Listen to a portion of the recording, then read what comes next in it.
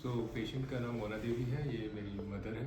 हम लोग 2 हफ्ते पहले हम लोगों ने एडमिशन कराया था और डॉक्टर वेद के साथ जो भी प्रोसेस है वो रहा है। इनको वॉल्व का प्रॉब्लम था, एक वॉल्व रिपेयर हुआ है, एक वॉल्व रिप्लेस हुआ है और एक क्लॉट भी इसमें मिला है।